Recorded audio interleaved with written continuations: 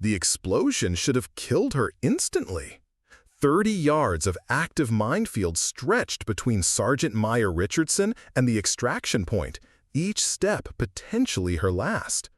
Behind her, the radio crackled with desperate voices from her squad, watching through binoculars from the safety of the ridge. But Maya wasn't thinking about the mines, or the Taliban fighters closing in from the south, or even the shrapnel wound bleeding through her tactical vest. She was thinking about the prayer she'd whispered that morning, the same prayer her squad mates had openly mocked just hours before. Before we jump back in, tell us where you're tuning in from. And if this story touches you, make sure you're subscribed because tomorrow I've saved something extra special for you. The forward operating base Sentinel sat like a concrete scar against the Afghan mountainside, its blast walls and guard towers casting long shadows across the dusty compound. It was March 2019, and the spring offensive was ramping up. Maya Richardson had been stationed there for 8 months, long enough to earn the respect of her fellow Marines, but not long enough to escape the relentless teasing about her faith.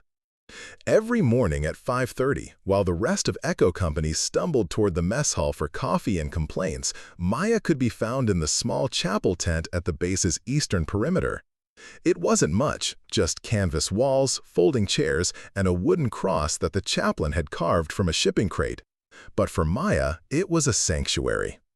She'd grown up in rural Nebraska, the daughter of a Methodist minister who taught her that prayer wasn't just words thrown into the void, it was a conversation with something greater, a tether that could pull you through the darkest moments. Her father had been skeptical when she'd enlisted after college, worried that the military would erode her faith. Maya had promised him it would only make it stronger. Corporal Jake Stevens was the first to notice her morning routine. A stocky kid from Boston with more tattoos than sense, Jake had made it his personal mission to drag Maya into what he called the real world. He'd grown up Catholic, but lost his faith somewhere between his parents' messy divorce and 3 tours in Iraq. "Hey, Richardson, are you talking to your imaginary friend again?" Jake called out one morning as Maya emerged from the chapel tent. The comment earned snickers from the other Marines gathering for the daily brief. Maya didn't take the bait. She'd learned early in her deployment that defending her faith only invited more attacks. Instead, she focused on being the best Marine she could be, first in PT scores, flawless on the rifle range, and absolutely fearless during patrol operations. Her squad leader, Staff Sergeant Marcus Thompson, respected her skills, even if he didn't understand her beliefs. The mockery intensified after a particularly brutal week in late February. An IED had claimed 2 Marines from Alpha Company, and a rocket attack on the base had left everyone on edge. During a late-night conversation in the barracks, Private Elena Vasquez had asked Maya how she could still believe in God after seeing so much death and destruction. "Maybe God's just not paying attention," Elena had said, staring at the ceiling. "Maybe we're on our own out here." Maya had chosen her words carefully.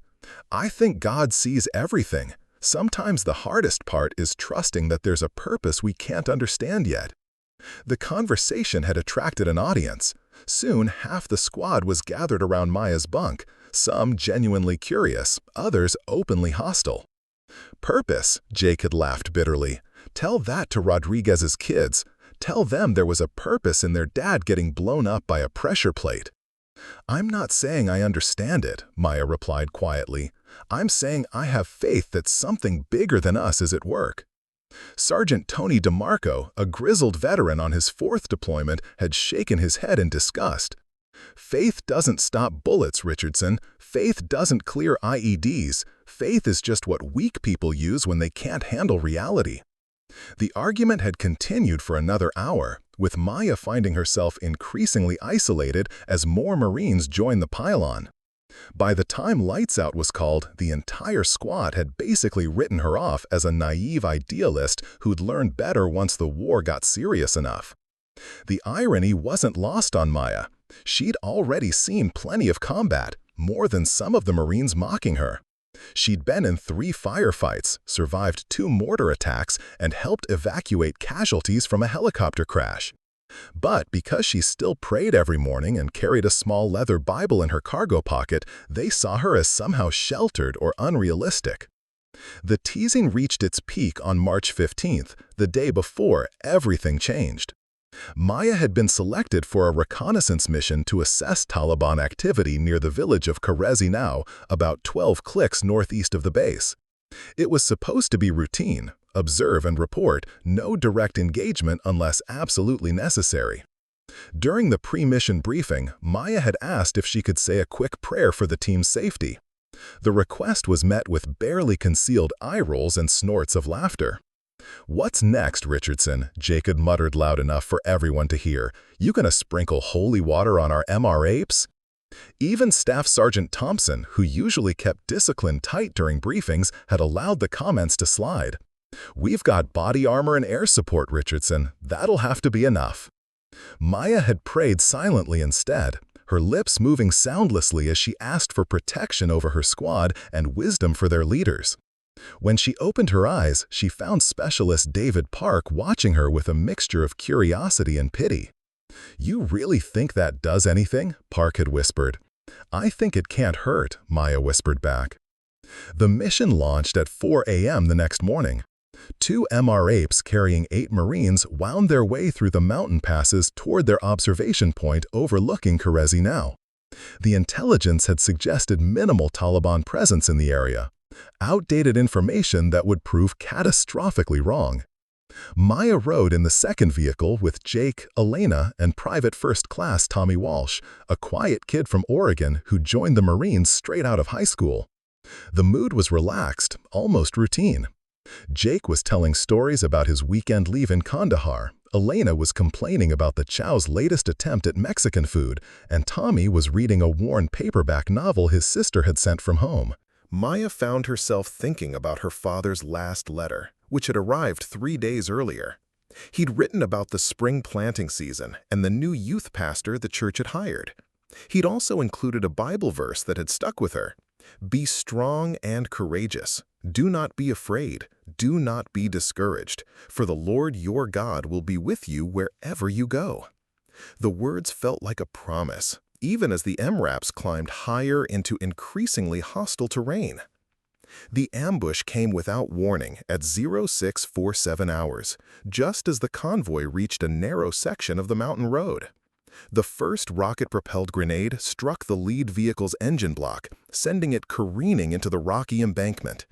Maya's MRAP swerved hard left to avoid the wreckage, its driver fighting to maintain control as machine gun fire erupted from concealed positions on both sides of the road. "Contact left! Contact me right!" Thompson's voice crackled over the radio as Maya's world exploded into chaos. The second RPG round hit their vehicle just behind the passenger compartment. The blast lifted the rear wheels off the ground and slamming Maya against the armored hull. Her ears rang, her vision blurred, but training kicked in. She grabbed her M4 carbine and prepared to return fire through the gun port. That's when she saw the minefield.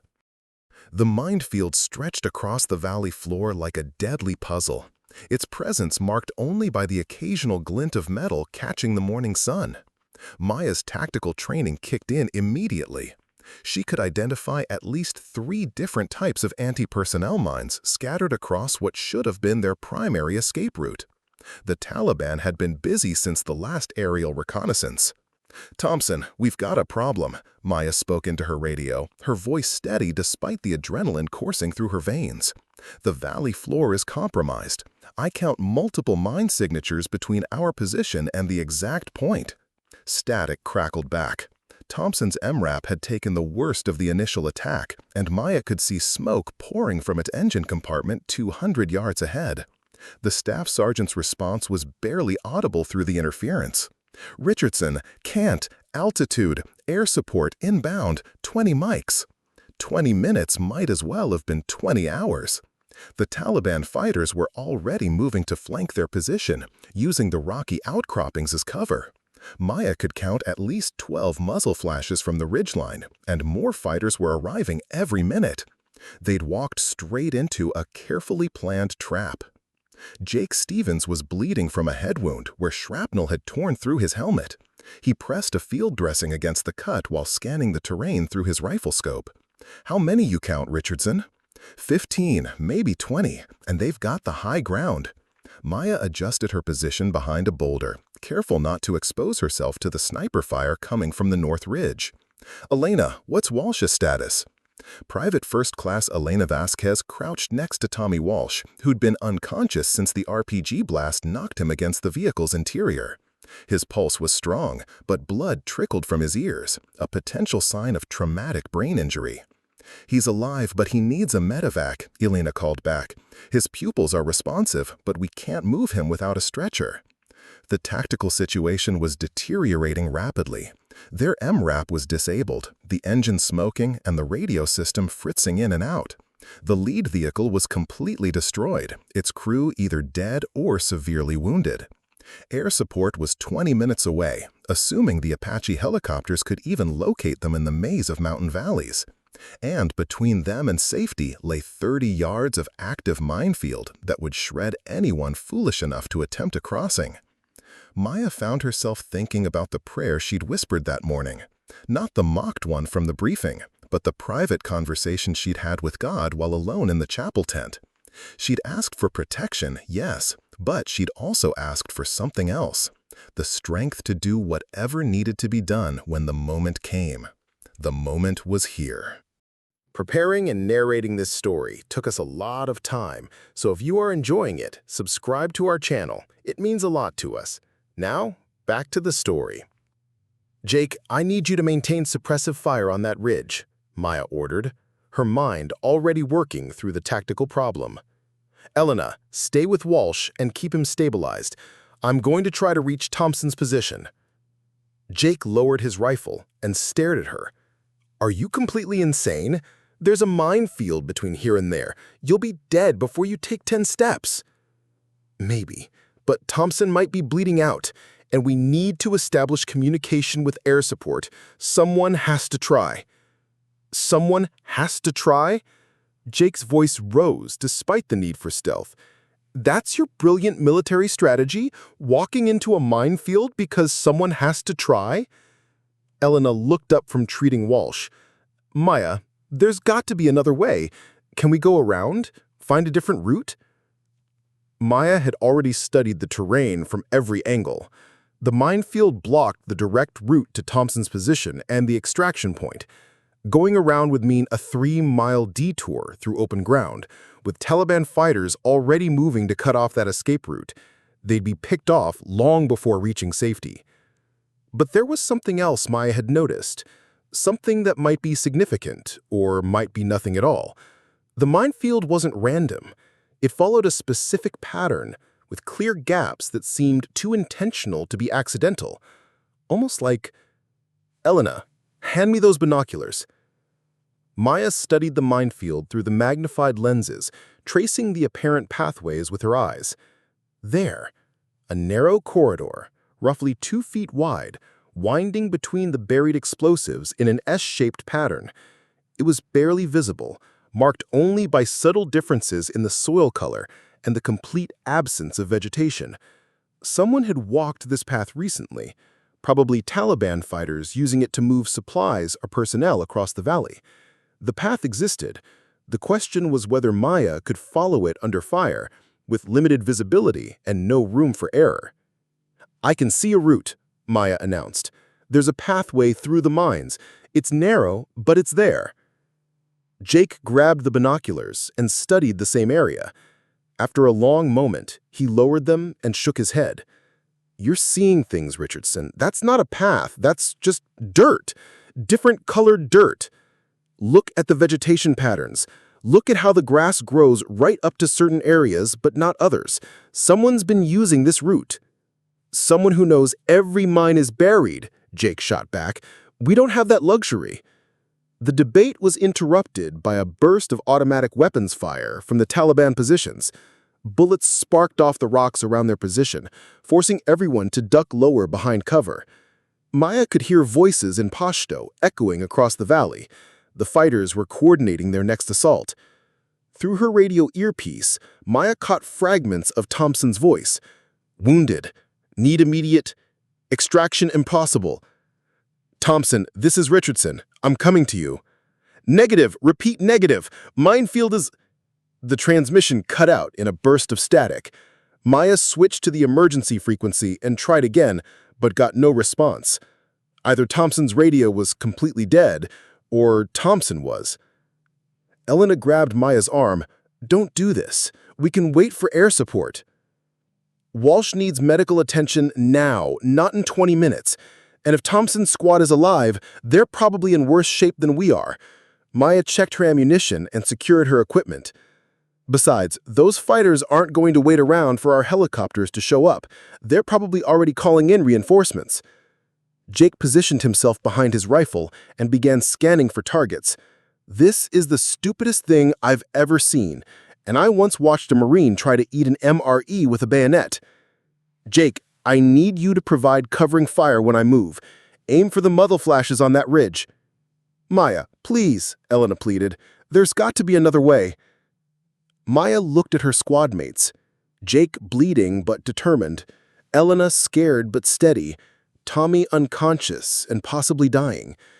They were depending on her to make the right call, even if they couldn't see what she saw. I'm going to make it, Maya said quietly. I don't know how I know, but I know. That's not knowledge, Jake muttered. That's faith. And faith doesn't mean anything to landmines. Maya smiled, despite everything. We'll see about that. She moved to the edge of their defensive position and studied the minefield one more time. The path was definitely there, subtle but real. She could trace its entire length from their position to the area near Thompson's disabled vehicle. 30 yards that might as well have been 30 miles. But as Maya prepared to step into the minefield, something unexpected happened. The Taliban fire slackened, then stopped entirely. An eerie silence settled over the valley, broken only by the wind whistling through the rocks and the distant sound of helicopters still too far away to help. What are they doing? Elena whispered. Maya scanned the ridgeline through her rifle scope. The Taliban positions were still occupied, but the fighters seemed to be waiting for something. Then she understood. They wanted to watch the Americans try to cross the minefield. It was better than television, watching infidels blow themselves to pieces while trying to escape. They're going to let me walk into the mines, Maya realized. They think it's going to be entertainment. Jake spat in the dirt. Maybe they're smarter than we are. Maya took a deep breath and stepped toward the minefield. Jake, if I don't make it, tell my father that I never lost faith. When you don't make it, Jake corrected grimly, I'll tell him you died like a Marine. The first step into the minefield felt like stepping off a cliff.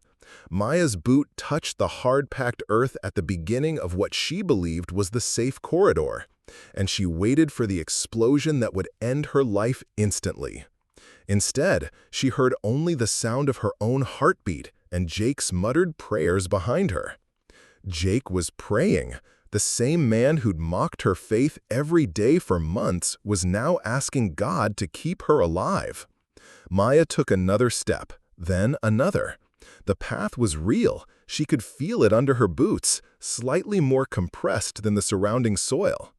Someone had definitely walked this route repeatedly, packing down the earth between the buried mines.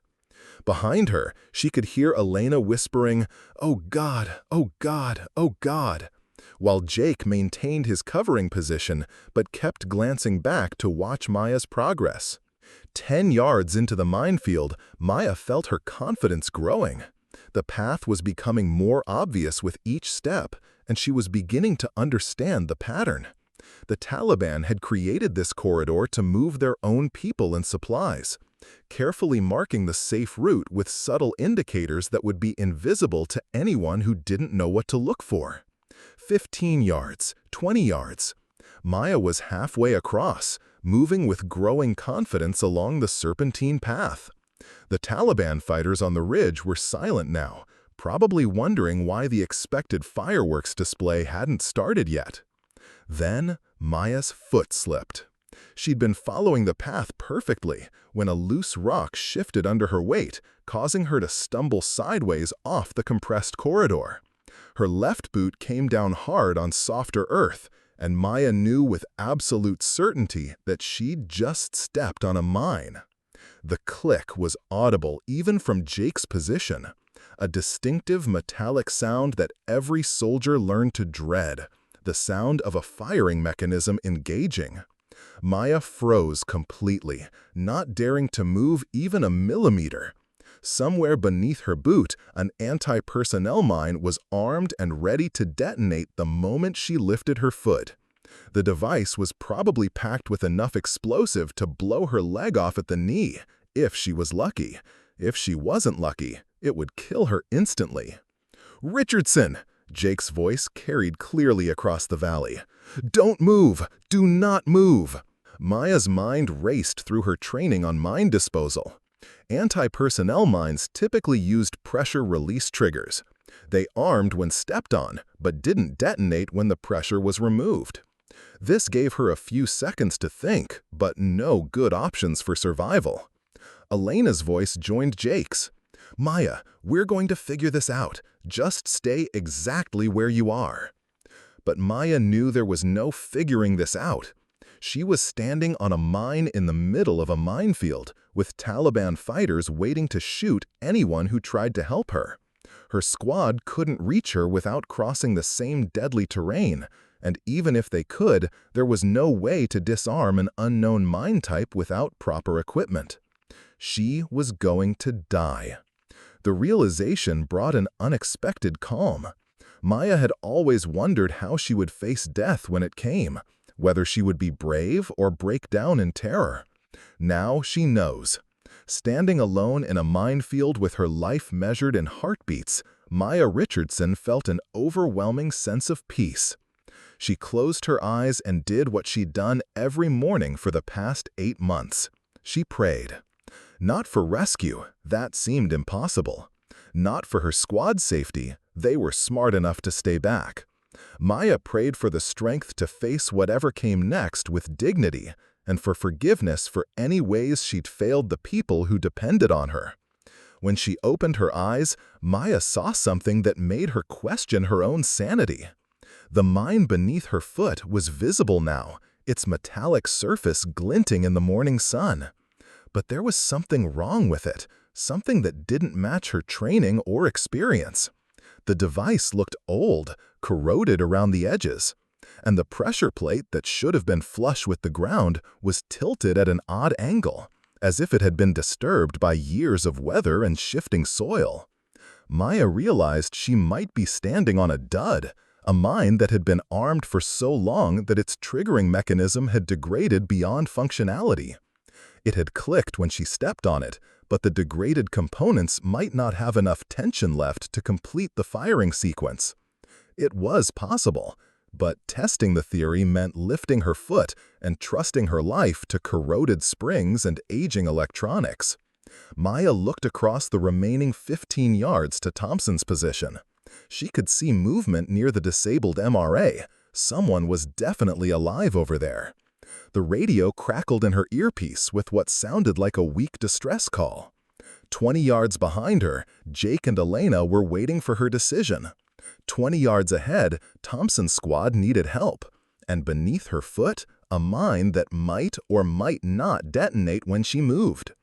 Maya Richardson had spent her entire deployment being mocked for her faith, told that prayer was useless in combat, dismissed as naive for believing in something greater than military hardware and tactical superiority. Now, standing alone in a minefield with death literally underfoot, Maya made the most profound act of faith in her life. She lifted her foot. Nothing happened. Maya's boot lifted off the corroded mine with a soft grinding sound as metal components shifted inside the weathered casing. But the expected explosion never came. She stood frozen for another heartbeat, scarcely believing she was still alive, before taking her next step along the hidden pathway. From the ridgeline, she could hear agitated voices in Pashto. The Taliban fighters had been expecting a spectacular detonation, and Maya's survival clearly frustrated their plans for entertainment.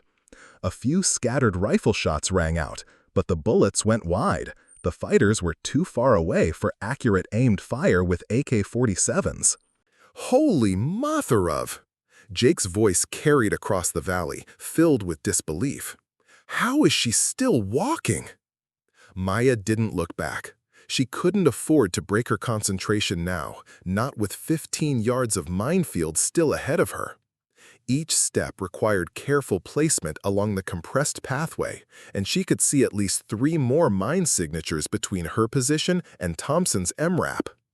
The second mine was easier to spot, a newer device with a metallic pressure plate that hadn't yet succumbed to the elements. Maya stepped carefully around its perimeter, following the safe corridor as it curved left to avoid the weapon. Her movement was deliberate and controlled, each footfall tested before committing her full weight. Behind her, Elena was providing a running commentary to Jake. "She's still moving. Dear God, she's actually doing it." "Don't jinx it," Jake muttered, his rifle trained on the Taliban positions. "And maybe keep your voice down before they remember they've got weapons." Maya was learning to read the minefield like a map. The safe pathway wasn't random. It followed logical routes around obstacles and defensive positions, designed by someone who understood both tactical movement and explosive ordnance. The Thor Taliban fighters who'd created this corridor weren't amateurs. They'd carefully surveyed the terrain and established a supply route that could be used repeatedly without triggering their own defensive measures. The third mine presented a different challenge. Unlike the previous devices, this one was partially exposed, its pressure plate visible above ground level. Maya could see scratch marks in the metal where someone had accidentally kicked it, and the surrounding soil showed signs of recent excavation, probably Taliban fighters digging around the device to ensure it was still functional. This mine was definitely active. Maya studied the positioning carefully, noting how the safe path curved in a tight S pattern around the weapon. The margin for error was less than 18 inches on either side. One misstep would put her directly onto the pressure plate, and this device looked new enough to function exactly as designed. She took the curve slowly, placing each foot with surgical precision. The compressed pathway was narrower here, forcing her to move almost sideways to maintain her footing on safe ground. Maya could feel sweat running down her back despite the cool mountain air, her heart hammering against her ribs as she navigated the deadly obstacle. As she cleared the third mine, Maya heard a new sound that made her blood freeze. Helicopter rotors, but coming from the wrong direction. The Apache gunships weren't due for another 10 minutes, and this sound was coming from the north, where Taliban-controlled territory stretched for dozens of miles. "Contact north," Jake's voice cut through the radio chatter. "We've got incoming aircraft." Maya risked a glance over her shoulder and saw a Soviet-era Mi-8 helicopter approaching the valley at low altitude. The aircraft bore no military markings, but its purpose was obvious. It was carrying reinforcements for the Taliban ambush team. The tactical situation had just become exponentially worse. Maya was still in the middle of the minefield. Thompson's squad was trapped and potentially wounded, and now enemy reinforcements are about to flood the valley. Even if the American Apache helicopters arrived on schedule, they'd be facing a significantly larger enemy force in prepared positions. Maya forced herself to focus on the immediate challenge. She was less than 10 yards from Thompson's position now, close enough to see the staff sergeant moving weakly near his disabled vehicle. He was alive but clearly injured, one arm hanging uselessly at his side while he tried to work his radio with the other. The fourth mine was the most dangerous yet. Maya could see the device clearly, a modern pressure plate design with anti-tampering switches visible around the edges. This wasn't a weapon that would fail due to age or weather exposure. It was a state-of-the-art killing machine, probably supplied by Iranian arms dealers who'd been flooding Afghanistan with advanced weaponry. "But Richardson, you need to move faster. We're about to have company." But Maya couldn't move faster without compromising her safety. The minefield demanded patience and precision, qualities that didn't mesh well with a deteriorating tactical situation. She had to trust that Jake and Elena could hold their defensive position long enough for her to reach Thompson and establish communication with the incoming American air support. The fifth mine was partially buried under a thin layer of sand and debris, making it nearly invisible until Maya was within 3 feet of the device. She stopped abruptly, studying the ground ahead of her and trying to trace the safe pathway around what appeared to be a sophisticated anti-personnel weapon. That's when she noticed something that changed everything. The mine wasn't random. None of them were random. The minefield had been laid out according to a specific pattern, with the safe pathway following a route that spelled out letters in Arabic script.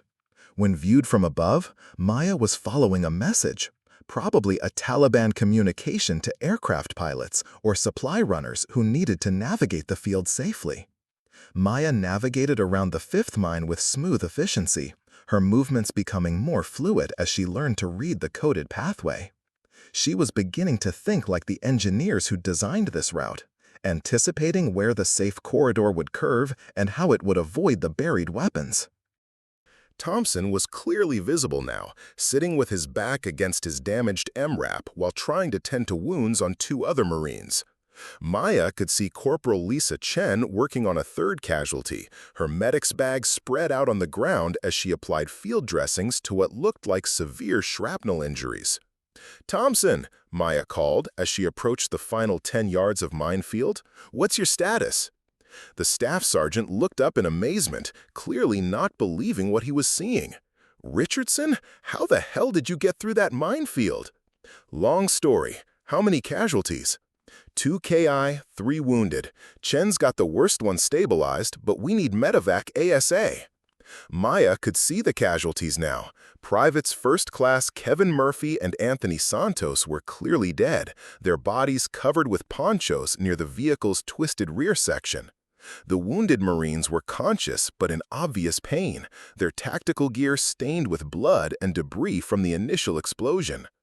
The 6th and final mine stood directly between Maya and Thompson's position.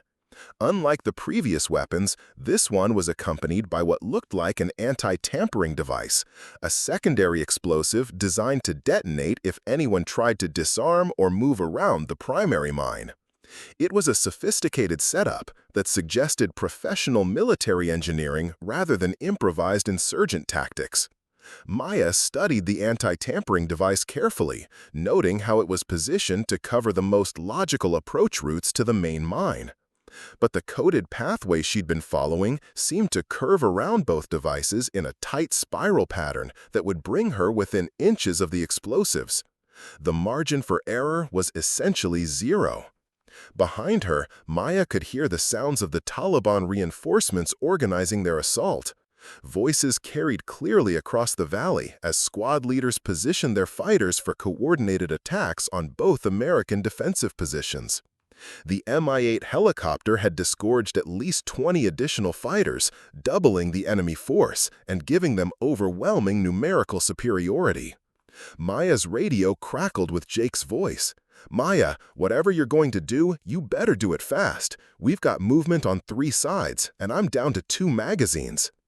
Thompson was watching Maya's approach with growing amazement. "Richardson, that's impossible. Nobody can walk through an active minefield." "Tell me that when I reach you," Maya replied, beginning the delicate navigation around the final obstacle. The anti-tampering device was more sophisticated than anything she'd seen in her military training. It appeared to use motion sensors rather than pressure plates, designed to detonate if it detected unauthorized movement within a specific radius of the main mine. Maya would have to move with extraordinary care to avoid triggering the detection system. But as she began the final approach, Maya noticed something that the Taliban engineers had missed. The motion sensor was positioned to detect lateral movement across its field of view, but it had a blind spot directly underneath its detection arc. The coded pathway led directly through this blind spot in a straight line that would bring Maya within 6 inches of both explosives. It was the ultimate test of faith in the system she'd been following. Either the Taliban engineers knew exactly what they were doing, or Maya was about to die in the most spectacular way possible. Maya took the final steps at a steady walking pace, trusting completely in the pathway that had carried her safely through 30 yards of active minefield. Her boots found purchase on compressed earth that felt solid and stable, ground that had been carefully prepared for exactly this type of transit. She stepped between the two mines without triggering either device, crossed the final few feet of dangerous ground, and suddenly found herself standing on the safe side of the minefield with Thompson and his wounded Marines. The staff sergeant stared at her in complete disbelief. "I just watched you walk through a minefield like it was a sidewalk." Maya was breathing hard now, the adrenaline finally catching up with her nervous system. "The Taliban created a safe route for their own people. I just followed their pathway." "Their pathway?" Thompson shook his head. "Nobody's that good. Nobody's that lucky." Before Maya could respond, the radio erupted with urgent transmissions from the incoming American air support. 2 Apache attack helicopters were approaching from the south, their pilots requesting target identification and friendly positions. Maya grabbed Thompson's radio and began coordinating the airstrike that would save all their lives. But as she spoke with the Apache pilots, she couldn't shake the feeling that her successful crossing of the minefield had been about more than tactical analysis and careful observation. She'd walked through 30 yards of active explosive devices without triggering a single one, following a pathway she'd deciphered under combat conditions while being shot at by enemy fighters. The odds against such success were astronomical, even with the Taliban's coded route to guide her. Jake's voice crackled over the radio. "Maya, I don't know how you did what you just did, but when we get back to base, I owe you the biggest apology of your life." Maya smiled as she continued coordinating with the Apache pilots. "You don't owe me anything, Jake, but maybe you owe someone else a conversation." The helicopters were visible now, their distinctive silhouettes cutting across the mountain sky like mechanical angels of salvation. Within minutes, the Taliban reinforcements would be scattered or destroyed, and medevac helicopters would be on their way to evacuate the wounded. But Maya knew that the real miracle hadn't been the arrival of air support or even her successful navigation of the minefield. The real miracle had been the moment when she'd chosen to trust something greater than her own tactical knowledge, stepping forward into danger because she believed that faith and action could work together to achieve the impossible. As the first Apache helicopter began its attack run on the Taliban positions, Maya Richardson finally understood what her father had tried to teach her about the relationship between faith and courage.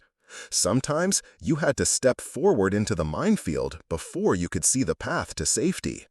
And sometimes, if you had enough faith to take that first step, the path would reveal itself exactly when you needed it most. The first Apache's 30mm chain gun opened fire with a sound like the world splitting apart. Tracers streaked across the valley in brilliant orange lines, impacting the Taliban positions with devastating precision. Maya watched through binoculars as enemy fighters scattered from their concealed positions, some cut down by the helicopter's guns, while others dove for whatever cover they could find. "Ghost 17, this is Dustoff 62. A new voice crackled over the radio frequency. "We have your medical evacuation request. What's your LZ status?" Maya keyed the radio while Thompson worked to stabilize their most critically wounded Marine. "Dustoff 62, LZ is compromised by an active minefield. We need an alternate extraction point, approximately 2 clicks south of the current position." "Copy that. Be advised, we're tracking multiple enemy personnel fleeing north. Your Apache escort is engaging targets of opportunity." The second Apache had joined the fight, its rockets devastating the area where the MiG-8 helicopter had landed. The enemy aircraft was already burning, its cargo of reinforcements either dead or running for the mountains. But Maya knew the Taliban fighters were far from defeated. They'd simply melted back into the terrain they knew better than any American force. Corporal Chen looked up from her patient, blood covering her hands and uniform. "Staff Sergeant Ramirez is losing consciousness. We need to move him now." Private First Class Miguel Ramirez had taken shrapnel to his abdomen and leg during the initial ambush. Chen had managed to stop the external bleeding, but internal injuries were beyond her capabilities as a combat medic. Ramirez needed a trauma surgeon, and he needed one within the next hour if he was going to survive. Thompson surveyed their tactical situation with grim efficiency. "We've got 3 wounded who can't walk, no functioning vehicles, and a minefield between us and the extraction point. Options?" Maya was already studying the terrain through her rifle scope, looking for alternative routes that wouldn't require crossing the explosive barrier. The valley walls were too steep for stretcher cases, and the northern route was now crawling with surviving Taliban fighters who'd escaped the Apache attack. There, Maya pointed to a ridgeline about 800 meters to the east. "That finger extends far enough south to get us clear of the minefield. It's a climb, but it's doable with stretchers." "That's a 40-degree slope," Thompson observed. "With 3 casualties and limited personnel, it'll take us 2 hours minimum."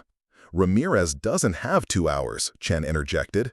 "His blood pressure is dropping, and I think he's got internal bleeding I can't see." Maya made a decision that surprised everyone, including herself. "I'll go back through the minefield and bring Jake and Elena across with their equipment. We can set up a proper casualty collection point on this side, then move everyone to the new LZ." Thompson stared at her. "Richardson, you can't be serious. Going through that field once was a miracle. Trying it again is suicide."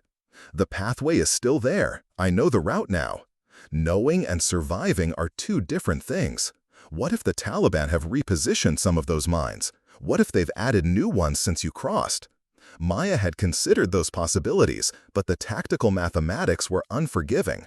They had limited time, insufficient personnel for an evacuation over difficult terrain, and wounded Marines who need immediate medical attention. The risk of crossing the minefield again was enormous, but the risk of doing nothing was certain death for at least one of their wounded.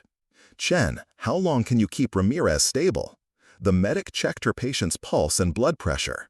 "Maybe 30 minutes before he goes into shock. After that," she didn't need to finish the sentence. Maya picked up Thompson's radio and switched to Jake's frequency. "Echo 4, this is Echo 7. I'm coming back to your position." "Say again?" Jake's voice carried disbelief and static interference. "Did you just say you're coming back through that minefield?" "Affirmative. I need you and Elena to prepare for immediate movement with all medical supplies and communications equipment. We're consolidating positions for medical evacuation." "Maya, that's insane." Elena's voice joined the conversation. "You barely made it across once. The odds of surviving a second crossing are—" "The odds don't matter," Maya interrupted. "Ramirez is dying, and we don't have time for a detailed risk assessment." Thompson grabbed her arm. "Richardson, I can't order you to do this. Hell, I should be ordering you not to do this." Maya looked at the staff sergeant with steady eyes. "You're not ordering me, Sergeant. I'm volunteering." "Why? Why risk your life again for people who've done nothing but mock your beliefs?" The question hung in the air between them, weighted with 8 months of ridicule and dismissal from her fellow Marines. Maya thought about all the times her squadmates had laughed at her morning prayers, called her naive for believing in divine intervention, dismissed her faith as weakness disguised as strength. "Because that's what Marines do for each other," Maya said simply. "And because sometimes faith isn't about what you believe, it's about what you're willing to risk when belief is all you have left." Thompson released her arm and nodded slowly. "God help us all, Richardson. God help us all." Maya began her second journey across the minefield with a confidence that bordered on recklessness. She knew the pathway now and could trace its coded route without hesitation or doubt. Her feet found the compressed corridors between explosive devices with muscle memory that seemed impossible after a single crossing. But this time was different. This time, Maya was acutely aware of what she was doing, walking through 30 yards of sophisticated explosive devices that could kill her instantly if she made even a small mistake. The adrenaline that had sustained her during the first crossing had faded, replaced by a clinical understanding of exactly how many ways she could die in the next few minutes. The first mine looked exactly as she'd left it, a corroded pressure plate that had failed to detonate when she'd accidentally triggered it. Maya stepped around the device with practiced ease, following the coded pathway without breaking stride. Her confidence was growing with each successful step. The second mine presented no new challenges. Maya navigated around its perimeter in the same tight curve she'd used during her initial crossing, her boots finding purchase on ground that felt familiar and safe. She was beginning to understand why Taliban fighters could use this route repeatedly. Once you learned the pattern, it became as routine as walking down a sidewalk. Halfway across the minefield, Maya heard something that made her freeze in place. Aircraft engines, but not helicopters. Fixed-wing aircraft approaching from the north at high altitude. The sound profile suggested military jets, probably Taliban air support, or, more likely, Iranian F-14 Tomcats that had been illegally transferred to insurgent forces.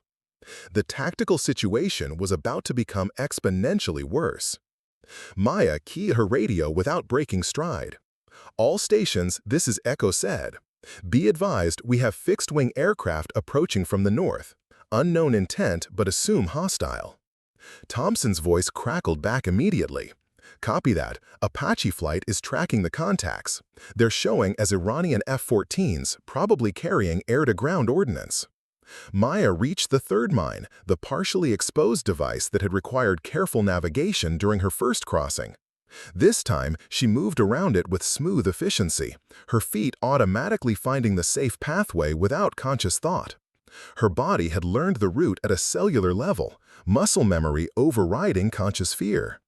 The F-14s were audible now, their engines producing the distinctive whine of military turbofans at combat power. Maya could see contrails against the blue sky, two aircraft in loose formation approaching the valley at approximately 20,000 feet. High enough to avoid shoulder-fired surface-to-air missiles, low enough to deliver precision strikes against ground targets. Echo 7, be advised, Iranian aircraft are armed with laser-guided bombs. Recommend immediate dispersal from current positions. Maya almost laughed at the absurdity. She was standing in the middle of an active minefield, halfway between two groups of wounded Marines, with enemy fighter jets preparing to bomb their positions. Dispersal wasn't exactly an option. The fourth mine, the sophisticated device with visible anti-tampering switches, required Maya's complete concentration, despite her growing familiarity with the route. She navigated around the weapon in the same precise arc she'd used before, but this time she noticed something that had escaped her attention during the first crossing. Footprints. Recent footprints in the soft earth around the mine, made by combat boots rather than the sandals typically worn by Taliban fighters.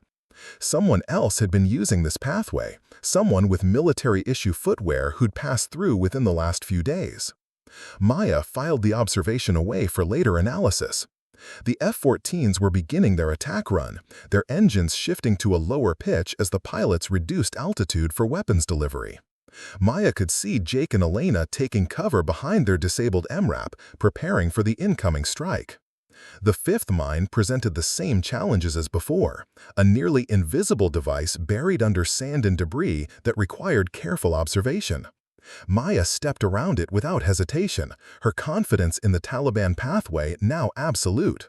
She was no longer surprised by her survival, she was expecting it.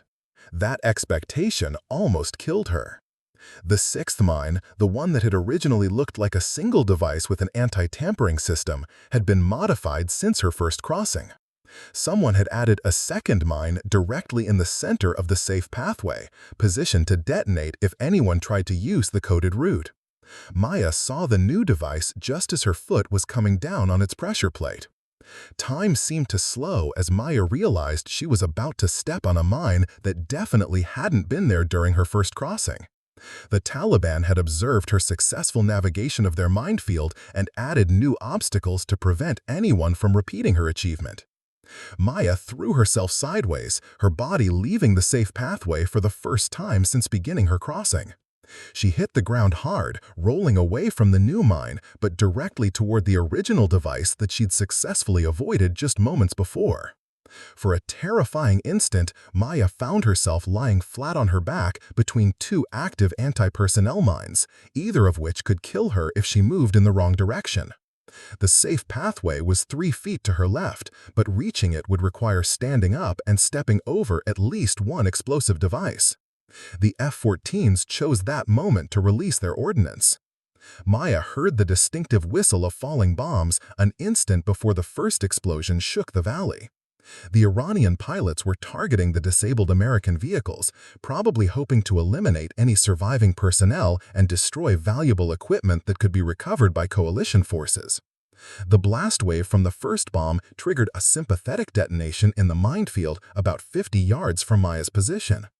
A chain reaction of explosions began spreading through a section of the Taliban's defensive barrier, mines detonating in rapid sequence as shockwaves propagated through the buried devices. Maya realized she had perhaps 30 seconds before the chain reaction reached her position. She could already see fountains of earth and shrapnel erupting in a line that was moving steadily closer to where she lay trapped between two mines. She closed her eyes and did what had sustained her through 8 months of combat deployment and 2 crossings of an active minefield. Maya Richardson prayed. When she opened her eyes, Maya saw something that changed everything she thought she knew about the tactical situation. The footprints around the mines weren't from Taliban fighters who'd been maintaining their defensive positions. They were from American combat boots, specifically the distinctive tread pattern used by Marine Corps infantry personnel. Someone from her own unit had been here before, someone who'd discovered the Taliban pathway and used it for their own purposes. Someone who'd known about the safe route through the minefield but hadn't shared that information with the rest of the squad. But those questions would have to wait. The chain reaction was less than 20 yards away now, and Maya needed to move immediately if she wanted to survive the next 10 seconds. She rolled toward the original safe pathway, threading between the two mines with millimeters to spare. Her boots found the compressed earth just as the first explosion in her immediate area detonated the new mine she'd almost stepped on. The blast wave knocked Maya flat, but she was clear of the immediate danger zone. She scrambled to her feet and ran the final 50 meters to Jake's position as mines continued detonating behind her in a spectacular display of uncontrolled destruction. Jake and Elena stared at her with expressions of absolute amazement mixed with terror. They'd just watched Maya navigate through an exploding minefield while under attack by Iranian fighter jets. "How?" Elena whispered. "How is any of this possible?" Maya grabbed her squad's medical equipment and communications gear, preparing for the return journey that would save Ramirez's life and expose a traitor in their own unit. "Sometimes," Maya said, checking her rifle and adjusting her gear, "faith isn't about understanding how something works. Sometimes faith is about trusting that it will work when you need it most." She looked at her squad mates, the same Marines who'd mocked her beliefs for 8 months, and saw something new in their eyes. Not conversion or sudden religious awakening, but respect for something they couldn't explain or dismiss. "Now," Maya continued, "let's go save Ramirez and figure out who's been selling intelligence to the Taliban." The return journey across the exploding minefield would be the most dangerous thing any of them had ever attempted. But Maya Richardson was no longer walking alone. The return journey across the minefield began under a sky filled with smoke and falling debris. The Iranian F-14s had completed their bombing run, leaving craters scattered across the valley floor and triggering sympathetic detonations that had eliminated nearly half of the Taliban's defensive barrier.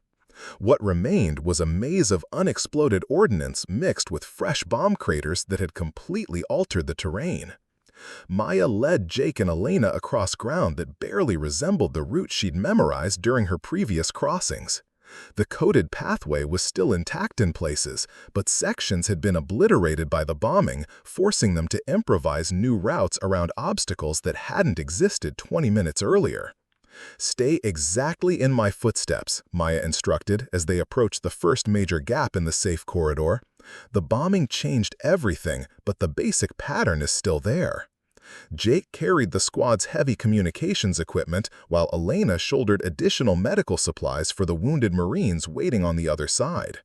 Both were moving with extreme caution, acutely aware that a single misstep would kill not only themselves, but potentially Maya as well. The first improvised detour took them around a fresh bomb crater that had eliminated a section of the Taliban pathway. Maya tested each step carefully, looking for the compressed earth that indicated safe passage while avoiding the loose soil that might conceal newly shifted mines. "Maya," Elena whispered, "what did you mean about someone selling intelligence to the Taliban?" Maya pointed to a set of Marine Corps boot prints clearly visible in the mud around a partially buried mine. "Those prints are less than 48 hours old. Someone from our unit has been using this pathway, probably meeting with Taliban contacts to exchange information." "That's impossible," Jake protested quietly. "Nobody in Echo Company would—" "The evidence is right there in the mud," Maya interrupted, "and it explains how the Taliban knew exactly where to position their ambush. They had detailed intelligence about our patrol route, timing, and vehicle configuration. The implications were staggering. Someone in their own unit had provided the enemy with enough information to plan a perfect ambush, resulting in multiple casualties and the current tactical disaster." Maya was already mentally reviewing the past few weeks, looking for signs of suspicious behavior or unexplained absences that might identify the traitor. They reached the midpoint of the minefield just as the Apache helicopters began engaging new targets to the north. Maya could hear the distinctive sound of 30mm cannon fire echoing off the valley walls, indicating that Taliban reinforcements were still arriving despite the airstrikes. "Contact north," Thompson's voice crackled over the radio. "We've got approximately 30 dismounted personnel moving toward our position from grid reference 41S MD 123456780. Maya keyed her radio while navigating around a mine that had been partially exposed by bomb blast debris. "Copy that. We're 15 minutes out with medical supplies and communications equipment." "Negative on 15 minutes," Thompson replied urgently. "Ramirez is going into shock. Chen says we've got maybe 5 minutes before we lose him." Maya looked at the remaining distance to Thompson's position, roughly 150 meters of partially damaged minefield that would normally require slow, careful navigation. 5 minutes wasn't enough time for a safe crossing, but it might be enough time for a controlled sprint if they could identify the major hazards in advance. "Jake, Elena, we're changing tactics. I'm going to mark the safe route with chem lights as we move. If something happens to me, follow the lights back to your original position and wait for alternative extraction." "What do you mean, if something happens to you?" "Maya, you can't." "I'm going to run the final section," Maya explained calmly. "Ramirez is dying, and we're out of time for careful navigation." Jake grabbed her arm. "That's suicide. You can't run through a minefield, even a damaged one." Maya had already made her decision. Private First Class Miguel Ramirez was a 19-year-old kid from Phoenix who joined the Marines to pay for college. He had a girlfriend named Sarah who sent him letters every week and parents who worked double shifts at a manufacturing plant to support his younger sister's education. Ramirez was going to die unless Maya got medical supplies to Thompson's position within the next few minutes. "Cover me," Maya said, pulling chem lights from her tactical vest. "And if I don't make it, tell my father that I kept my promise." Maya began running across the minefield at a pace that would have terrified her an hour earlier, but now seemed like the only logical response to an impossible situation.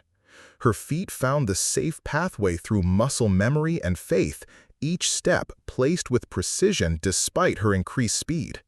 The first chem light marked a safe zone around the partially exposed mine that had required careful navigation.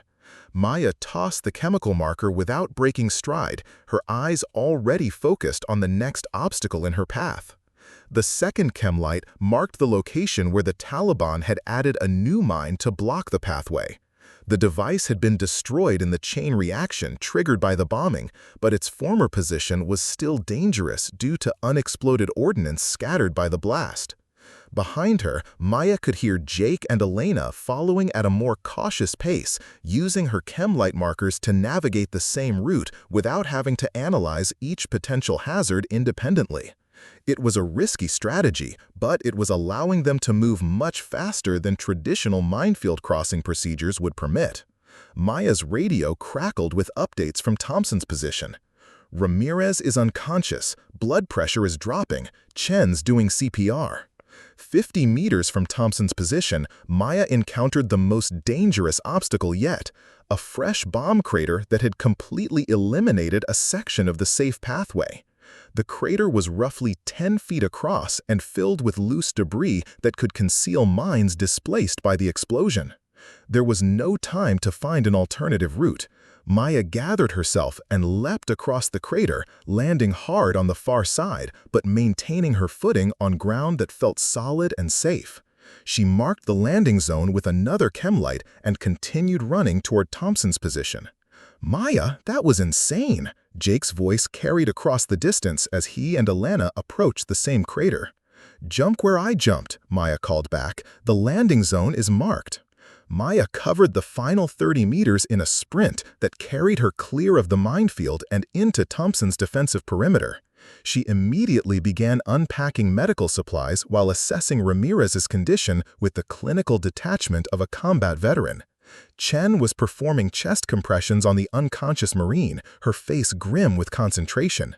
"He's been down for 2 minutes. I got a pulse back twice, but it's not holding."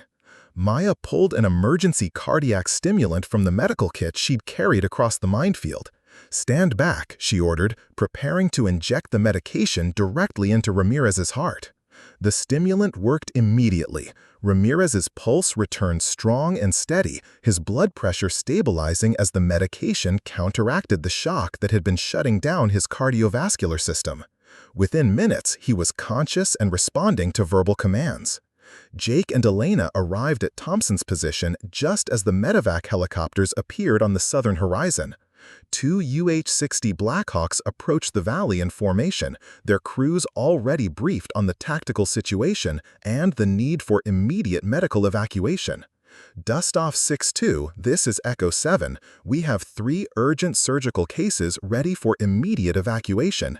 LZ is clear of enemy activity, but expect small arms fire from the northern ridgeline."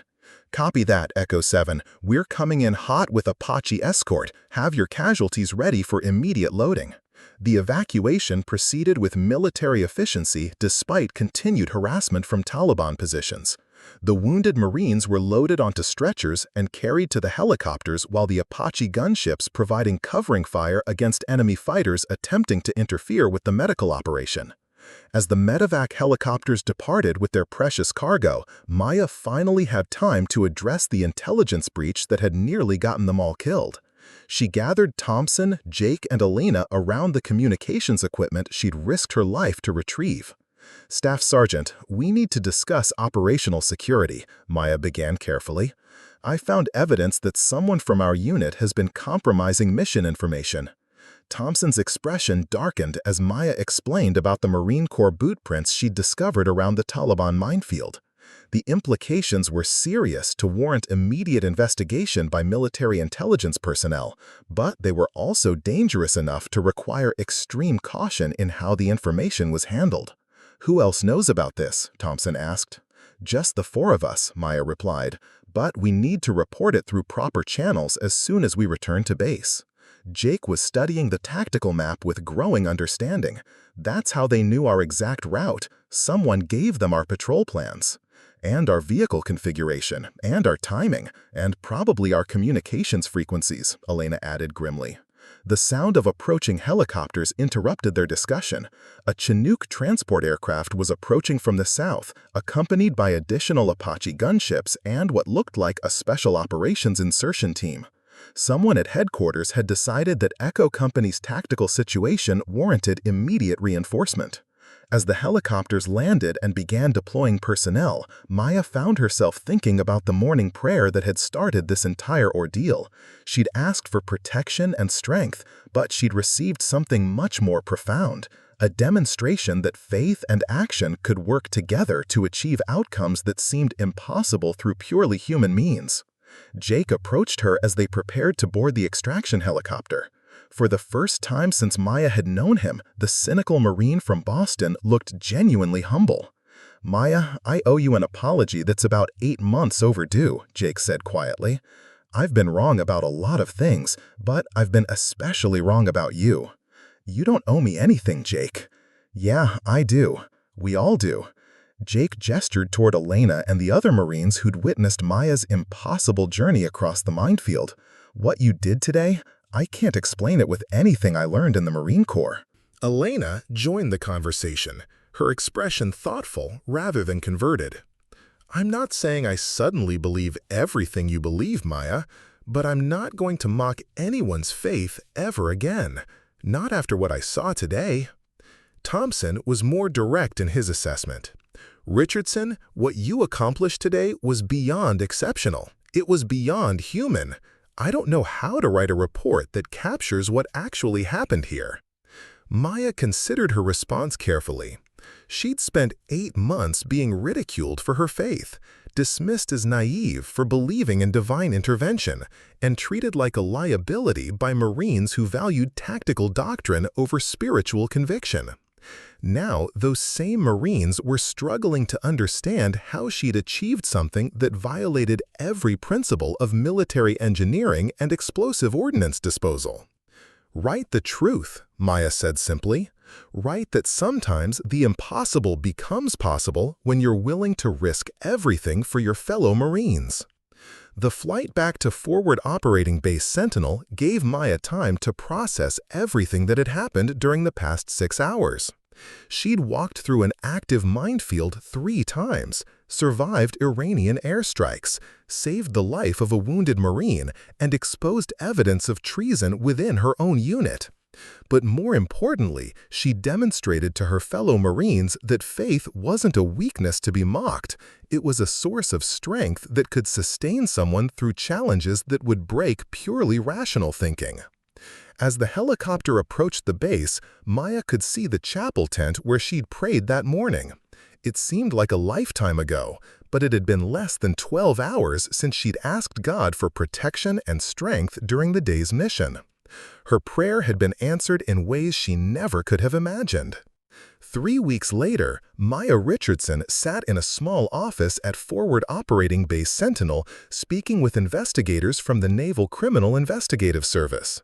The intelligence leak had been traced to Corporal Stevens, not Jake Stevens, but his cousin Marcus Stevens from Alpha Company, who'd been selling patrol information to Taliban contacts in exchange for heroin that he'd been smuggling back to the United States. The investigation had revealed a network of corruption that extended far beyond Echo Company, with implications for operational security throughout the Afghan theater. Marcus Stevens was facing court-martial and likely life imprisonment for treason, while several other Marines were under investigation for related offenses. Sergeant Richardson, the NCIS investigator said, "Your discovery of the intelligence breach may have saved dozens of American lives." The Taliban had been planning coordinated attacks against 3 different bases using information provided by Corporal Stevens. Maya nodded, but didn't feel particularly proud of her role in exposing the traitor. Marcus Stevens had been a Marine, sworn to protect his fellow service members, and his betrayal had resulted in unnecessary casualties and compromised operations. "There's one more thing," the investigator continued. "Your actions during the Minefield incident have generated considerable attention at higher levels of command.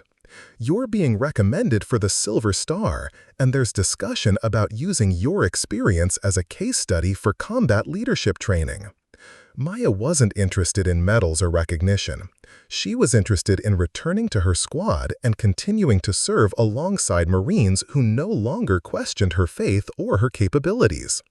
The mockery had stopped completely after the Minefield incident, replaced by a respect that felt more genuine than any award could provide. That evening, Maya returned to the chapel tent for her usual evening prayer. As she knelt in the quiet space, she found herself thinking about the pathway. Not just the physical route that had saved their lives, but the spiritual pathway that had sustained her through 8 months of doubt and ridicule. Sometimes faith required walking through dangerous territory without a clear view of the destination. Sometimes it required trusting in something greater than human understanding, when rational analysis suggested that survival was impossible. Maya Richardson had learned that faith wasn't about avoiding difficulty or danger. It was about finding strength to move forward when difficulty and danger were unavoidable. It was about believing that even in the middle of a minefield, there might be a pathway to safety for those willing to take the first step. As she finished her prayer and prepared to return to the barracks, Maya could hear Jake Stevens outside the tent, quietly asking the chaplain about the schedule for Sunday services. Some prayers, Maya reflected, were answered in ways that changed not just your own life, but the lives of everyone around you. The minefield had tested her faith, but it had also proven something she'd believed all along, that courage and conviction working together could accomplish things that seemed impossible to anyone watching from the outside. Maya Richardson walked back to her barracks under a sky full of stars, no longer the Marine whose faith was mocked by her fellow service members, but the Marine whose faith had carried them all through their darkest hour. Sometimes that was enough. Sometimes that was everything.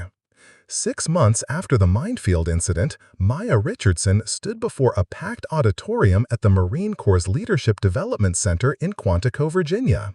The invitation to speak at the annual Combat Leadership Symposium had come as a surprise, but her commanding officer had insisted that her experience contained lessons that needed to be shared with the next generation of Marine leaders.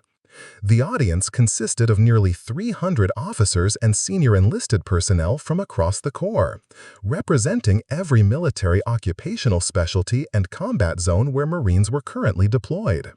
Maya could see faces that reflected the diversity of the modern military, men and women from every ethnic background and geographical region, united by their commitment to the Marine Corps' values of honor, courage, and commitment.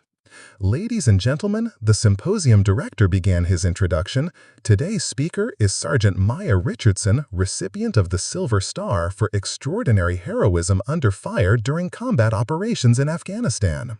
Sergeant Richardson's actions during a complex tactical situation resulted in the successful evacuation of multiple casualties and the exposure of a significant intelligence breach that had compromised operational security across an entire theater of operations.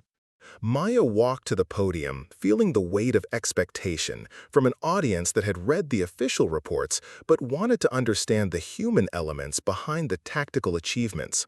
She'd spent weeks preparing for this presentation, working with military historians and leadership instructors to develop a narrative that would be useful for professional development rather than simply entertaining.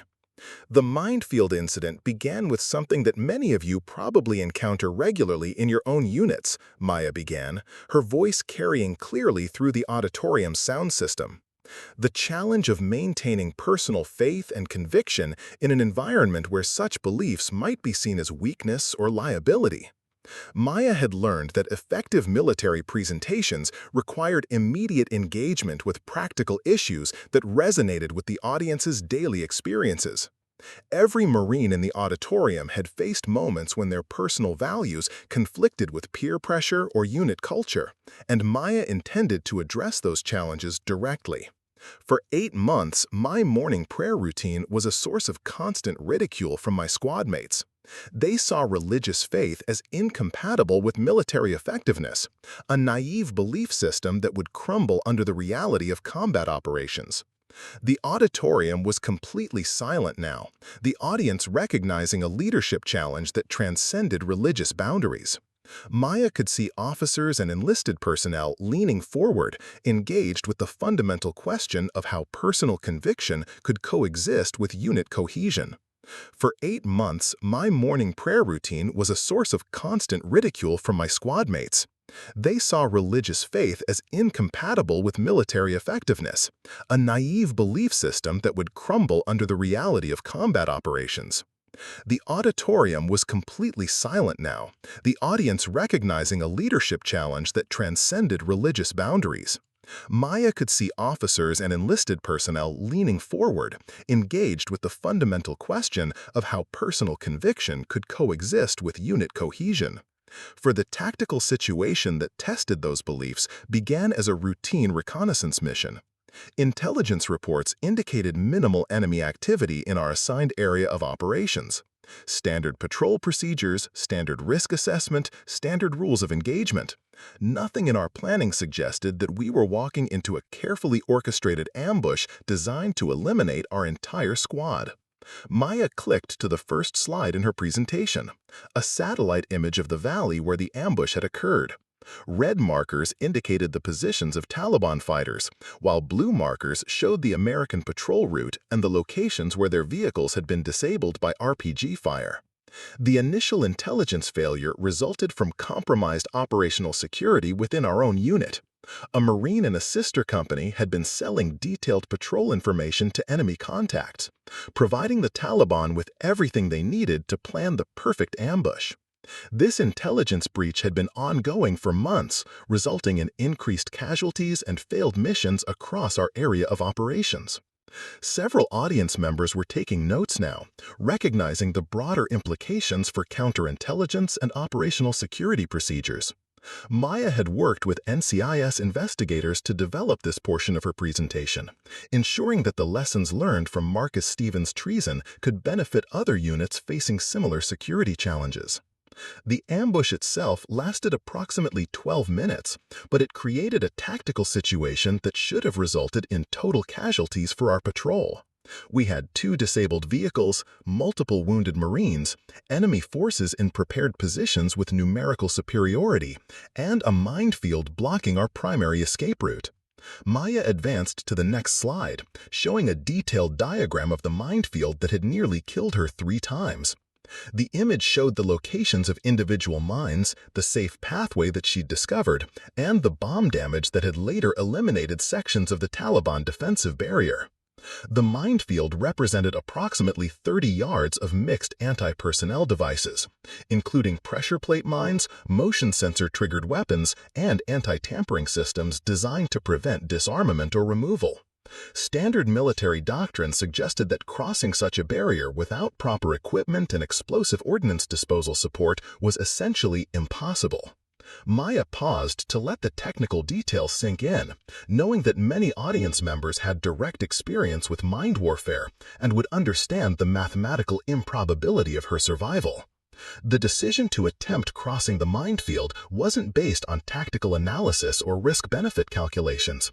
It was based on the immediate need to reach wounded Marines who would die without medical intervention, and the conviction that sometimes impossible situations require responses that transcend conventional military thinking.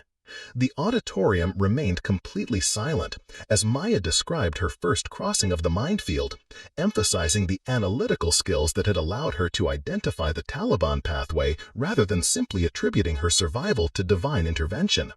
She'd learned that effective leadership presentations required a balance between inspiring narrative and practical instruction.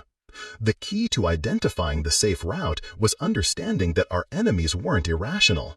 The Taliban had created this minefield for defensive purposes, but they also needed to move their own personnel and supplies across the same terrain. The safe pathway existed because they needed it to exist. Maya clicked to a slide showing the coded Arabic script that the minefield pathway had traced across the valley floor. The image was marked with translation notes explaining how the route spelled out directional instructions for Taliban supply runners and aircraft pilots. Recognition of enemy tactical patterns allowed me to solve a problem that appeared unsolvable through conventional means. The Taliban had essentially provided a roadmap through their own defensive measures, but only for someone willing to trust in a solution that seemed too dangerous to attempt. Several audience members were nodding now, understanding how creative tactical thinking could overcome seemingly impossible challenges. Maya was pleased to see that her message was resonating with professional military educators rather than simply shocking them with the extraordinary nature of her survival. The decision to cross the minefield a second time was motivated by the critical medical needs of Private First Class Ramirez, whose life expectancy was measured in minutes rather than hours. This created a leadership challenge that required balancing personal risk against unit welfare, individual survival against collective mission accomplishment. Maya had struggled with this portion of her presentation, knowing that military leadership doctrine generally discouraged the kind of individual heroics that she'd displayed during the minefield incident. She'd worked with ethics instructors to frame her decisions in terms of calculated risk rather than reckless endangerment. The third crossing occurred under combat conditions, while Iranian aircraft were conducting bombing runs against our positions. This represented the ultimate test of faith-based decision-making under stress, requiring complete trust in solutions that couldn't be verified through normal analytical processes. The presentation had reached its climactic moment, and Maya could see that she had the complete attention of every person in the auditorium. These were experienced military professionals who understood the difference between Hollywood heroics and genuine leadership under pressure. The investigation that followed our extraction revealed that the intelligence breach extended far beyond our immediate unit. Corporal Marcus Stevens had been providing detailed operational information to Taliban contacts for over 6 months, compromising missions throughout our area of operations and resulting in unnecessary casualties among American and coalition forces. Maya clicked a slide showing the organizational chart that NCIS investigators had developed to map the intelligence network that Stevens had been feeding. The diagram revealed connections between Taliban intelligence operatives, drug smuggling operations, and corrupt military personnel that extended across multiple bases and operational sectors. The broader lesson from this incident isn't about religious faith or divine intervention, Maya continued, knowing that many audience members might be uncomfortable with overtly spiritual interpretations of combat events. The lesson is about the importance of maintaining personal conviction and individual initiative when conventional solutions prove inadequate. Maya had spent considerable time developing this conclusion, working to extract practical leadership principles from an experience that many people would dismiss as either impossible or miraculous. She wanted her audience to understand that extraordinary leadership often required the courage to act on solutions that couldn't be guaranteed or verified in advance. Every leader in this auditorium will face moments when standard procedures and conventional wisdom prove insufficient for the challenges you're confronting. Those moments require the courage to trust in solutions that might appear impossible to outside observers, while maintaining the analytical skills necessary to distinguish between calculated risks and reckless endangerment. The audience was completely engaged now, recognizing leadership principles that applied far beyond combat situations. Maya could see officers and senior enlisted personnel throughout the auditorium taking notes and exchanging meaningful glances with their colleagues. The transformation that occurred within my squad following the Minefield incident wasn't about religious conversion or spiritual awakening. It was about recognition that personal conviction and individual initiative could achieve outcomes that seemed impossible through purely institutional means. Maya clicked to her final slide, showing a photograph of Echo Company taken 3 weeks after the Minefield incident. Jake Stevens stood next to Maya in the front row, his expression reflecting the respect that had replaced months of mockery and dismissal. Elena Vasquez was visible in the second row, her face showing the thoughtfulness that had replaced her previous cynicism about faith-based decision-making. The most important result of this experience wasn't the successful evacuation of wounded Marines or the exposure of a significant intelligence breach. The most important result was the demonstration that individual courage and conviction could inspire an entire unit to achieve performance levels that exceeded their own expectations. The auditorium erupted in applause that lasted for several minutes, with the entire audience rising to their feet in recognition of Maya's presentation. But Maya knew that the real measure of success wouldn't be the immediate response. It would be whether her story inspired other Marines to maintain their own conviction when facing impossible challenges. During the question and answer session that followed, Maya fielded inquiries that ranged from technical details about minefield navigation to philosophical questions about the role of faith in military leadership. Each question revealed the audience's genuine interest in extracting practical lessons from an extraordinary experience. Sergeant Richardson asked a colonel from the Marine Corps Combat Development Command, "How do you recommend that unit leaders balance support for individual conviction against the need for unit cohesion and standardized procedures?" Maya had anticipated this question and had prepared a response that acknowledged the legitimate concerns of military commanders who needed to maintain discipline and tactical effectiveness. The key is distinguishing between conviction that enhances unit performance and conviction that undermines collective mission accomplishment. In my case, faith provided the strength necessary to take calculated risks for the benefit of wounded Marines. That kind of conviction should be encouraged and supported regardless of its spiritual or philosophical foundation. A sergeant major from the School of Infantry asked about the practical applications of Maya's tactical analysis techniques for identifying enemy patterns and exploiting defensive vulnerabilities. The most important skill was maintaining analytical thinking under extreme stress. The Taliban minefield represented a tactical problem that required creative solutions. But those solutions were based on logical analysis of enemy behavior rather than purely emotional or spiritual responses. The questions continued for another hour, covering topics that ranged from counterintelligence procedures to combat leadership under fire. Maya found herself energized by the intelligent engagement of her audience, realizing that her experience could indeed provide valuable lessons for the broader Marine Corps community.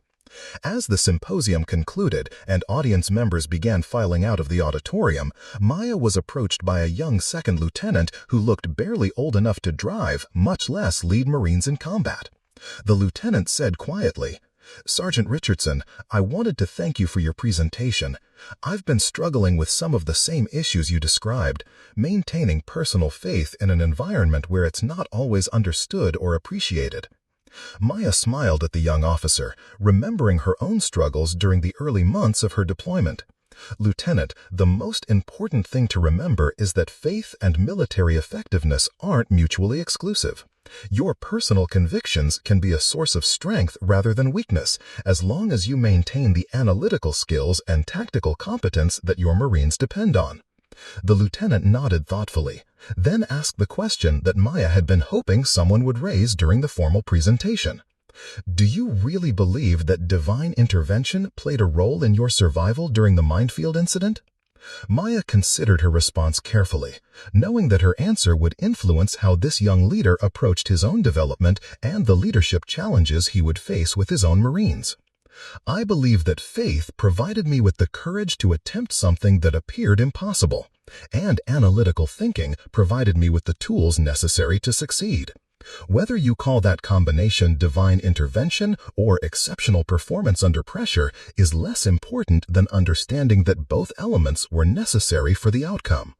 The lieutenant smiled and extended his hand. "Thank you, Sergeant. That's exactly what I needed to hear." As Maya watched the young officer walk away, she realized that her story had achieved something more important than personal recognition or career advancement. It had demonstrated that individual conviction and institutional effectiveness could work together to achieve extraordinary results, inspiring a new generation of Marine leaders to maintain their own principles when serving something greater than themselves. Maya Richardson had walked through a minefield 3 times and lived to tell about it. But more importantly, she'd proven that faith and courage could survive even the most challenging tests that military service could provide. Sometimes that was enough, sometimes that was everything, and sometimes it was just the beginning of something even greater. 2 years after the minefield incident, Maya Richardson found herself back in Afghanistan, but this time as a staff sergeant leading her own squad through the same mountain valleys where she'd first learned the true meaning of faith under fire. The deployment had been voluntary. Maya could have remained stateside as an instructor at the Marine Corps Leadership Development Center, but she'd requested combat assignment because she believed her experience could benefit Marines facing similar challenges in the field. Echo Company had been reconstituted with new personnel following the intelligence breach that had nearly destroyed the unit. Only Maya and a handful of other Marines remained from the original deployment, but the lessons learned from Marcus Stevens' betrayal had transformed how the company approached operational security and unit cohesion. Maya's new squad included Marines from diverse backgrounds and belief systems, but none of them questioned her leadership or her morning prayer routine. Word of the Minefield incident had spread throughout the Marine Corps community, creating a reputation that preceded her wherever she served. But Maya was careful not to trade on past heroics. She demanded the same standards of tactical competence and physical fitness from herself that she expected from her subordinates. Lance Corporal David Kim was a 19-year-old Marine from Seattle who joined the Corps after graduating from the University of Washington with a degree in engineering. He'd specifically requested an assignment to Maya's squad after reading about her tactical analysis during the minefield crossing, hoping to learn advanced problem-solving techniques that weren't taught in formal military education. Staff Sergeant Kim asked during a patrol planning session, "How do you maintain situational awareness when conventional intelligence sources might be compromised?" Maya smiled at the question, recognizing Kim's genuine interest in professional development rather than morbid curiosity about her survival story. The key is developing multiple information sources and constantly cross-referencing what you're seeing against what you're being told. Never trust a single source completely, even when that source is supposed to be authoritative. Private First Class Maria Santos had grown up in El Paso, Texas, in a family where military service was considered both an honor and an obligation. Her older brother had been killed in Iraq during his second deployment, and Maria had enlisted specifically to continue the family tradition of service. She was curious about Maya's faith, but respectful of the boundaries that Maya maintained between personal belief and professional leadership. Staff Sergeant, do you think having strong personal convictions makes someone a better Marine? Santos asked during a quiet moment while they were establishing a defensive perimeter. Maya considered the question carefully, knowing that her answer would influence how Santos approached her own development as a military professional. Convictions can make you stronger, but only if they motivate you to excel at the practical skills that keep Marines alive.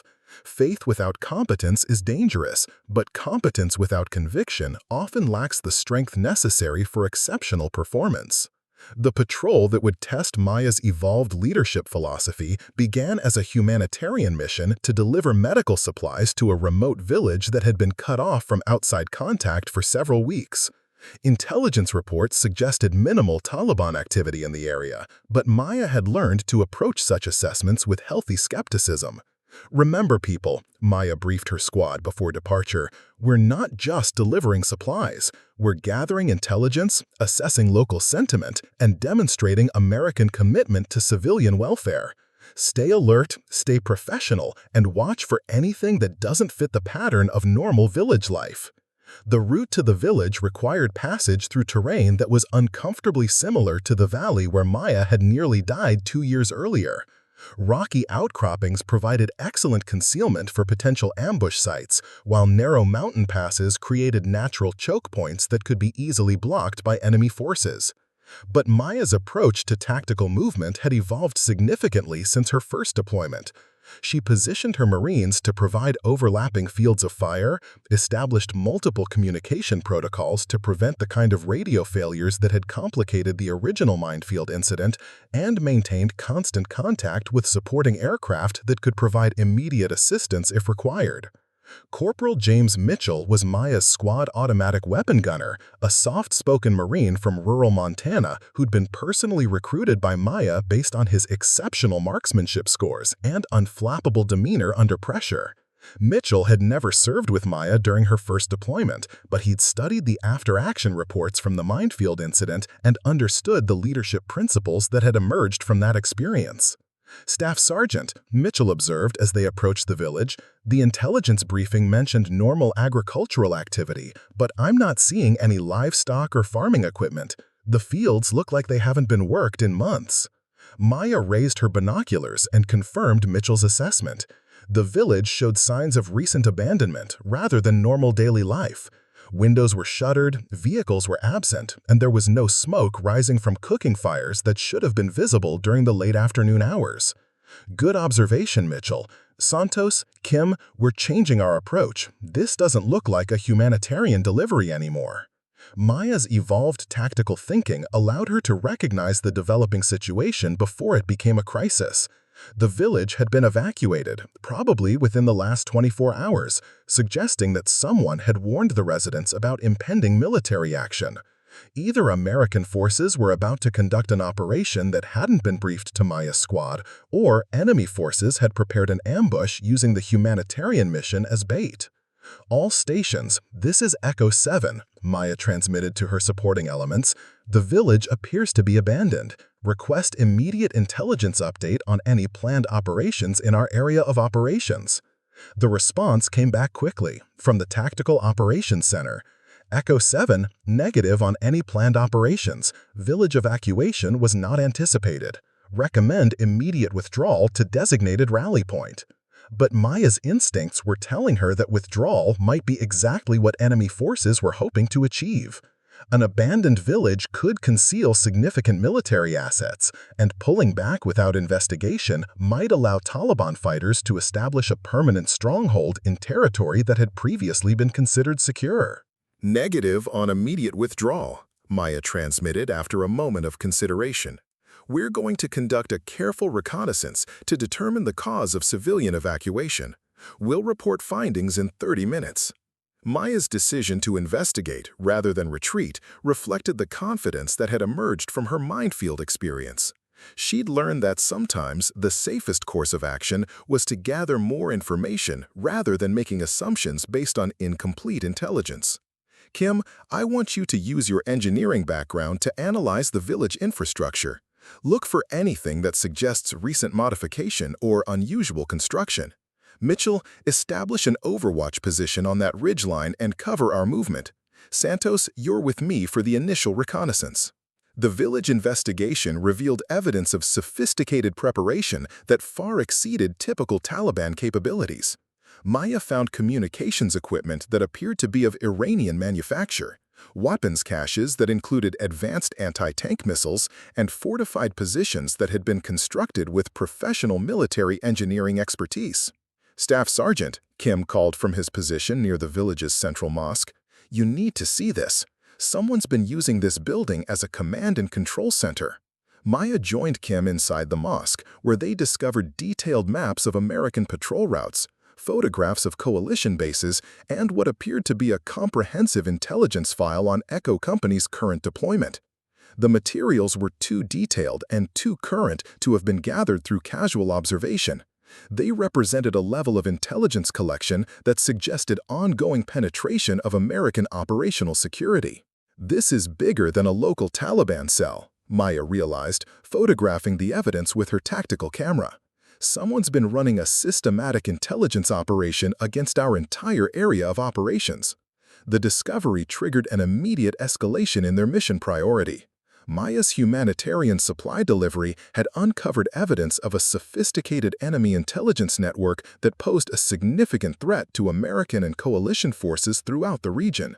All stations, this is Echo 7, Maya transmitted to higher headquarters. We've discovered evidence of extensive enemy intelligence operations. Request immediate reinforcement and explosive ordnance disposal support. This site requires detailed exploitation by specialized personnel. The response came from the brigade commander himself, indicating the significance of Maya's discovery. Echo 7, you've potentially uncovered a major intelligence breach. Maintain security of the site until specialized teams can arrive. Outstanding work. As Maya's squad established a defensive perimeter around the village while waiting for reinforcements, she found herself reflecting on how much her leadership philosophy had evolved since the Minefield incident. Maya Richardson, who'd crossed 30 yards of explosive devices through faith and determination, had developed into a leader who combined spiritual conviction with sophisticated tactical thinking. Staff Sergeant, Santos asked during a quiet moment while they waited for the specialized teams to arrive, do you think we would have discovered this intelligence operation if we'd followed standard procedures and withdrawn when we found the village abandoned? Maya smiled at the question, recognizing that Santos was beginning to understand the principles that separated exceptional leaders from competent ones. Probably not. Standard procedures are designed to minimize risk, but sometimes you have to accept calculated risks to achieve exceptional results. The investigation teams that arrived 3 hours later confirmed that Maya's squad had discovered one of the most significant intelligence operations uncovered during the entire Afghan conflict. The evidence they'd found led to the identification and arrest of a network of Taliban operatives, corrupt Afghan officials, and Iranian intelligence agents who'd been conducting systematic espionage against coalition forces for over 2 years. Maya Richardson had once again proven that faith-based leadership could achieve results that exceeded conventional expectations. But this time, she'd done it through careful analysis and tactical expertise, rather than extraordinary courage under fire. The Minefield had taught her to trust in solutions that seemed impossible. The village investigation had taught her to trust in her own judgment when that judgment was informed by both spiritual conviction and professional competence. Sometimes faith meant walking through explosives. Sometimes it meant standing firm when others wanted to retreat. And sometimes it meant recognizing that the greatest victories come not from individual heroics, but from inspiring others to achieve excellence through their own courage and conviction. Maya Richardson had once again evolved from a Marine whose faith was mocked to a leader whose faith inspired exceptional performance throughout her entire unit. The transformation was complete, but the mission continued. Up next, you've got 2 more standout stories right on your screen. If this one hits the mark, you won't want to pass these up. Just click and check them out. And don't forget to subscribe and turn on the notification bell so you don't miss any upload from us.